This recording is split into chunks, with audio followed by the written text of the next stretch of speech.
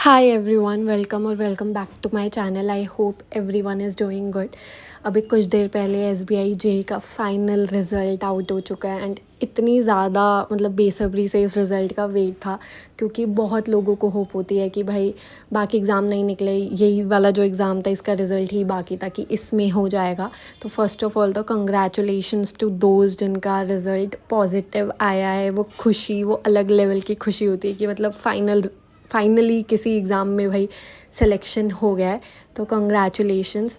और जिनका नहीं हुआ है ना, आई कैन फील कि जब नहीं होता है तो कैसा लगता है। तो भाई अभी और एग्ज़ाम्स पड़े हैं, आरआरबी पीओ आने वाला, आईबीपीएस क्लर्क आने वाला है और बिल्कुल भी टाइम नहीं बचा है। इस साइकिल के एग्ज़ाम वापस आ गए हैं, तो स्टार्ट प्रिपेयरिंग फॉर दैट। उसकी स्पीड पे प्रैक्टिस करो, अपना मेंस का पढ़ना शुरू हो जाओ, क्योंकि आई नो बहुत लोगों के बहुत कुछ मार्जिन से लोग रह जाते हैं, फिर नहीं होता तो दुख होता है।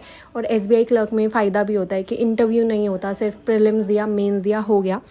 मैंने तो इसका एग्ज़ाम नहीं दिया था क्योंकि बीच में मैं नहीं देने गई थी, आईबीपीएस पीओ की वजह से सारा प्रिपरेशन छूट गया था, बिल्कुल होप ख़त्म हो गई थी, तो मैं ये एग्ज़ाम देने नहीं गई थी। बट अब ऐसा लग रहा है काश दिया होता, फिर रिज़ल्ट का वेट होता, इतना अच्छा लगता है। बट चलो, जो हुआ सो हुआ। जिनका भी नहीं हुआ है ना, मैं यही बोलूँगी, start preparing for RRB PO. अच्छे से स्पीड पे काम कर लो, क्योंकि उसका प्रीलिम्स भी निकालना हार्ड होता है, उसकी कट ऑफ बहुत ज़्यादा हाई जाती है आरआरबी पीओ की।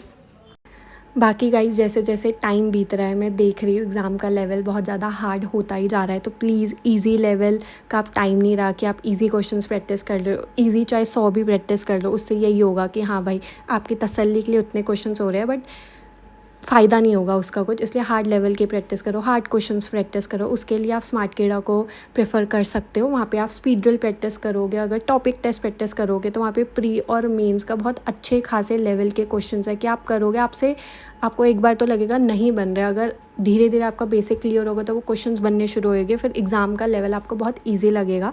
तो स्मार्टकेडा के मॉक टेस्ट को आप प्रेफर कर सकते हो। और अपना भी मूड ख़राब मत करो अगर एग्ज़ाम नहीं निकला है, कुछ अच्छा ही लिखा होगा भगवान ने, आगे और एग्ज़ाम्स है भी, नहीं तो बाद में मेहनत ज़रूर काम आएगी। किसी एग्ज़ाम में तो दिखती ही है मेहनत। So yeah, that was it guys about this video. Bye bye, take care, thank you.